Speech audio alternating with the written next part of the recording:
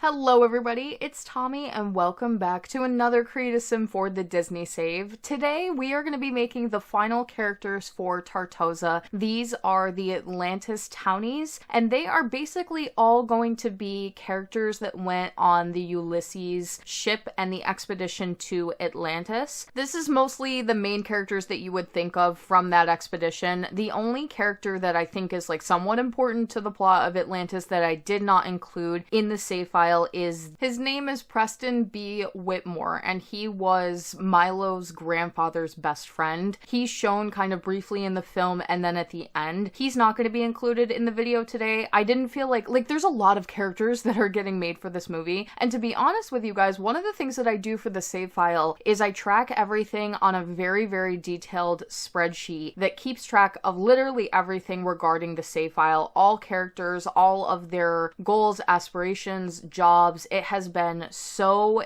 important to planning the save file, and it helps me just keep everything super tracked and kind of see where I'm at in terms of doing this, because it's just an absolutely massive project. And one of the things that I'm always sort of worried about is doing too many characters, and at what point does the game start freaking out about the amount of sims that I'm trying to include. So I really don't like doing really large townie households, and I originally thought of breaking this household up into two townie households and having Helga and Lyle be one, since they are very much shown to be a pair, and then the rest of them the other, because they are sort of more employed by Lyle. But I just decided, let's keep it all together. If I don't include this other Preston B. Whitmore, he makes 9, so then I can just do all 8 in one household and have a big Ulysses expedition household. So that is what today's video is going to be. Starting out first, of course, with Helga. I was most excited to probably make her and Audrey the two girlies of the group. In today's video, I think one of the things I'm going to be doing, just because for townies I tend to not really talk much about aspirations, goals, and traits and things like that. Townies don't get the same treatment in my same file. They get the same level of detail as far as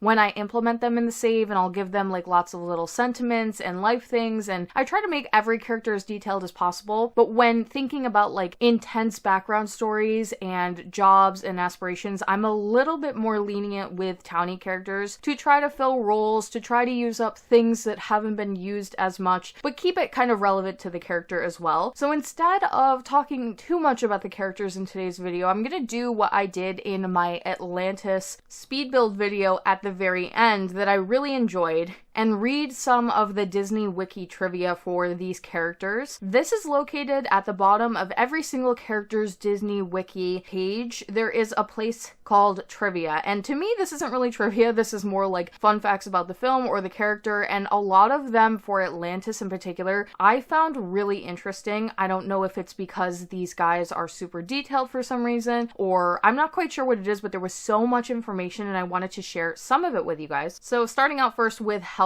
I'm not going to read all of them to you, but she is currently the only blonde female Disney villain. I'm trying to sit here and think if I can come up with any others, and I guess that might sort of be true. She is the youngest female Disney villain to date, being roughly the same age as Milo. Kirk Wise revealed that had a direct sequel been made rather than direct-to-video film, Helga would have been made the main villain, having been turned into a cyborg and led an army of mercenaries to take back Atlantis. Helga is German, and she lacks an accent despite being born there, but she leaves as a child, so it's likely she would have gained an American accent. Helga, of course, shares unintentional similarities with Laura Croft. Helga's really interesting. She is our first, I think I made her a secret agent in the save file. She's kind of more of the secret agent villain sort of arc. There is no kind of romance between her and Lyle. She's just a hired henchman, which I think when I was younger I didn't understand that. I kind of thought that they might have something going on, but they do not. And then Helga is actually presumed to be a widow. They don't mention what happened with her former partner, but that is just something that was mentioned in the wiki. Then moving on to Lyle Rourke. He's probably the one in this video today that I will say came out I wasn't so over the moon with his resemblance. To me, he has a striking resemblance to Tommy Lee Jones or like Bryan Cranston, so I used a little bit of both of those people to try and recreate him, but ultimately he has a lot of features that I feel like are not as easy to replicate as some of the other ones, including the really super prominent jaw and some of the hair as well. It makes it a little bit tougher. And he's also not like an Elder Sim, but he has like the darker gray hairstyle, so it just is like a little bit tougher of a translation, but I do think overall he came out okay. For some fun facts, Lyle Tiberius Rourke is the first Disney character to be divorced. Rourke's middle name Tiberius could possibly be a reference to Captain James Tiberius Kirk from the show Star Trek, and the King of Atlantis is voiced by Leonard Nimoy, who played Spock on Star Trek, so that might be why that is the case. Rourke has at least 90 henchmen, including himself and Helga, given the fact that the Ulysses was supposed to have 200 crew members at the start of the expedition, and that half of the 100 said crew are all killed in the Leviathan attack, and then only 7 crew members actually survive at the end. That is absolutely terrible. In promotional materials for the film, Rourke is seen holding a knife despite never using one in the actual film, although he does use an axe. And then the last one is Rourke's pants change color from green to black throughout the film.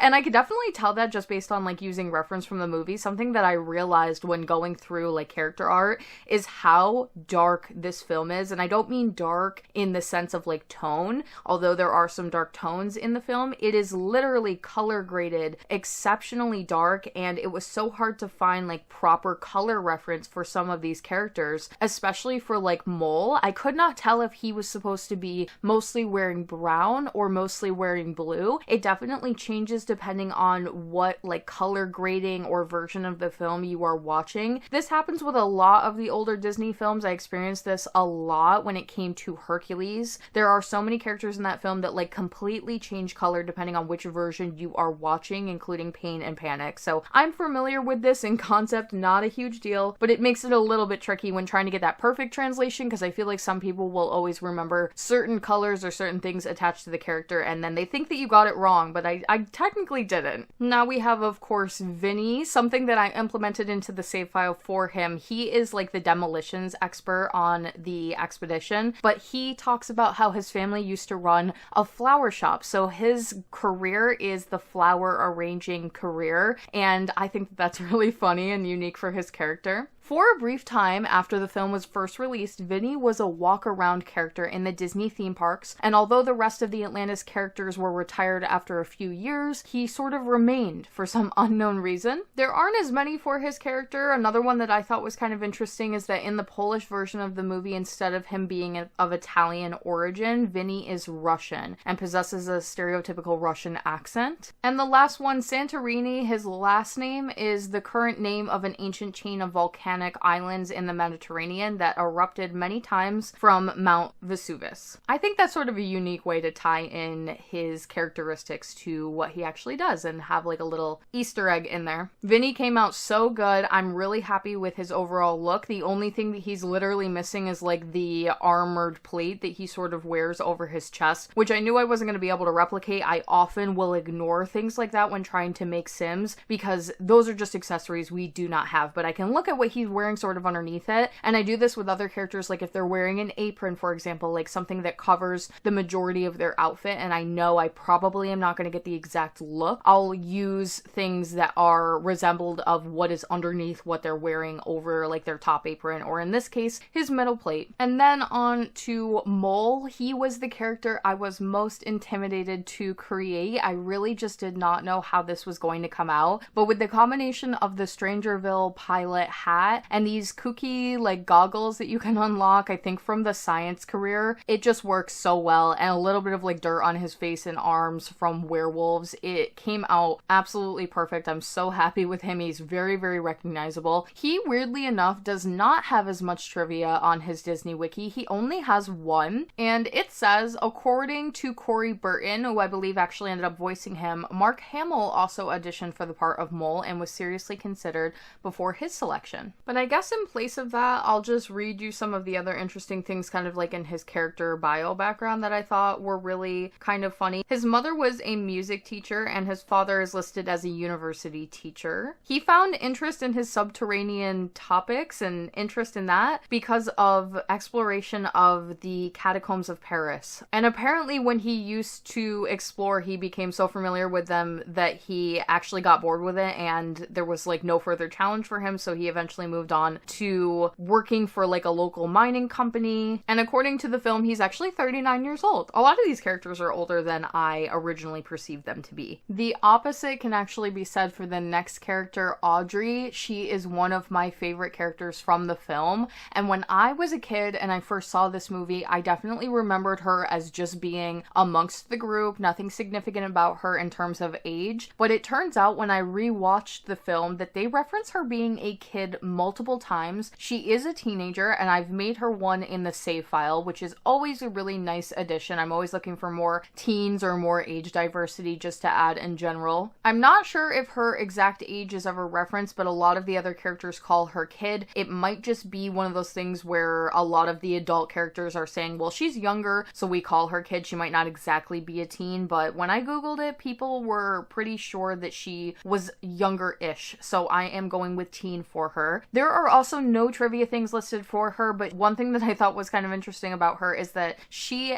eventually actually worked for Henry Ford Automotive in 1905 at age 9. She's kind of like a mechanic prodigy. Her family was really, really proud of her, and her sister is a boxer. They're all sort of like loud, sarcastic, very much their own character family members, so that's kind of cool. She has that like tough exterior to her. Her outfit choice was so tough because it's really iconic. I feel like if you do remember characters from the film, like I personally could not remember all of these characters. I was surprised that I had to make this many when I went back to do like research from the film. I just didn't remember quite how many there were, but she's one that definitely stands out, and you definitely remember her for her iconic overalls and her hat combo, and I wanted to get it just so right. Luckily we did have a pretty much perfect hat for her, but then the overalls were such a problem because they just didn't come in the right color combinations, or a lot of them have been sort of modernized in the catalog, so they're more skinny jean looking, and they're just not quite right with what she actually wears, which is kind of like flare overall jeans, or at least like boot cut ones, and a white top underneath. So I ended up giving her a combination of a few different options so that you can have like ones where she's wearing the overalls, ones where they're sort of like being taken off, like she's in the middle of working. And then for all of these characters, when I put them into the save file, I tend to use their main outfits and keep that as like their everyday look, and then their summer wear as well, since they'll often change into that a lot if the weather is super nice. So those will both be like their iconic outfits that you kind of think of them for, but then I don't want them to show up in overalls if you like invited them to a formal event or something, or you saw them out at a restaurant and the restaurant has formal attire. So I do try to think about like what those characters would actually wear if it's never shown in the movie. And I had a lot of fun picking her outfits out. Maybe I'll show some of that in the Tartosa tour video because it's not in today's video, unfortunately. And then moving on to Dr. Joshua Sweet. He is such a fun character to add in. He's like so happy and jolly and just very like neutral in terms of a lot of the other characters and why they're here. A lot of them I feel like are there for money. Some of them are trying to maybe get more power and the wealth that comes with sort of like getting power as well, or they want to be known for something. But I feel like Joshua Sweet doesn't have any bad aspirations. According to his Disney wiki, this is not something that I had remembered from the film, but he is actually associated more with Milo's grandfather. And it says on his trivia that he is the only member of the Atlantis team who was not loyal to Rourke and thus never switches sides after his escape with Kita, being on Milo's side from the beginning due to his loyalty to his grandfather. And I do remember in the movie when everything goes down, he never shows any type of loyalty to Lyle, but I thought that that was just because he's a doctor and the king is ill in the film, so he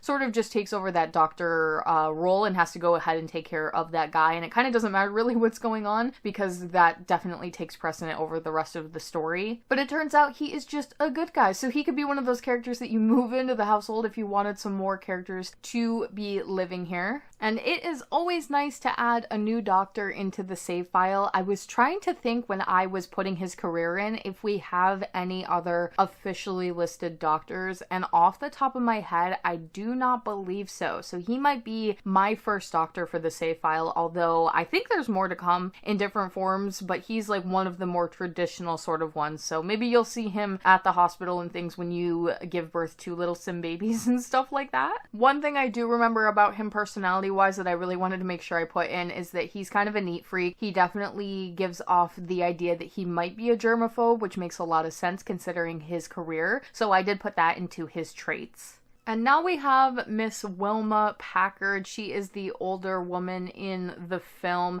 And I believe on the expedition she serves as some kind of like a communications officer is what she's listed as. She was actually really, really interesting. She is the one that I mentioned in the last Create a Sim video that she has apparently been married 6 times between the years of 1876 and 1890. She's actually married quite a few people that became influential in like government society. She was married to a senator. She was also an exotic dancer. As far as her trivia, she has a couple of interesting ones. Miss Packard was the last animated Disney character to be seen smoking until the arrival of Mr. Big in Zootopia. The actress that portrayed her, this was actually her final role as she died a few months after the film was released. And in the film, she is the last of Milo's group to abandon Rourke before he and Helga left Atlantis with its heart and Kita. I always thought of her as not as good as the other characters. Like, a lot of the other ones decide that they're going to side with Milo because I feel like they realize it's the right thing to do and they don't want to be a part of the history that would sort of be created from not siding with Milo. But I feel like she really just doesn't care either way, and the only reason that she does ultimately side with Milo is because she realizes that if she doesn't, she's actually in the minority now. So I think it's like more of a safety thing for her. That's definitely just my opinion, but she does not give good vibes to me overall. But just to kind of back that up, there is one quote listed in her wiki that says Stanley felt that Packard was very cynical and he claimed that she does her job and when she's not busy, she does anything she wants. She gives grumpy old lady vibes to me, but definitely let me know what you think in the comment section down below.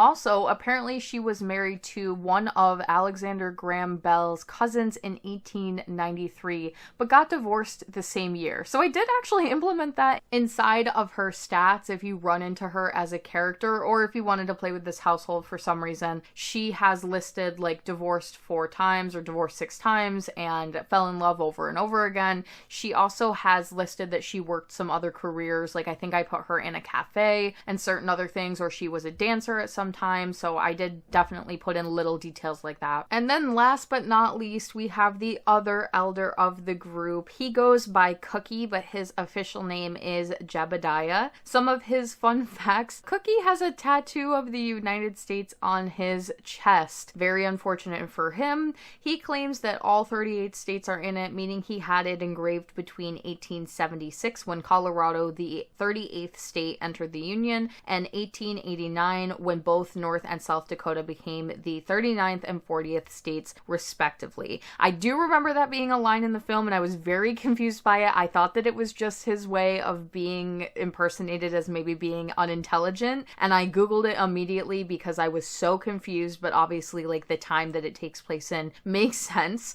Cookie is a terrible cook. While humans, with the exception of Mole, find his meals disgusting, lava dogs will eat them. His voice actor Jim Varney died before he could finish recording, so Steve Barr, his replacement for the sequel, took over for only one line, specifically his "I ain't so good at speechifying" line near the end of the movie. However, Varney is still credited for the film. And if you're not familiar with Jim Varney, he actually voices a few other Disney characters, including Slinky Dog, and I believe my version of Slinky Dog in the save file's last name is Varney. I do that pretty regularly if the character does not have a last name and I can't find anything that makes any sense, I will often use the last name of the voice actor or actress that portrayed them. So look out for that if you're ever familiar with voice actors. I love them. It's one of my personal interests. I'm always really keen on, like, whenever I listen to a film, I try to match up, oh, they're the same voice as this character, and then I'll go and Google it and see if I'm right. So it's one of my personal interests, and it's kind of like something I put in as like an Easter egg inside the save file. That is all of today's characters for Atlantis and the last video for Tartosa. The next one will be the world tour video where we go over literally everything and I show you guys all of the finalized versions of the builds, the characters, the whole world. We'll do a little tour video, and then it is time to move on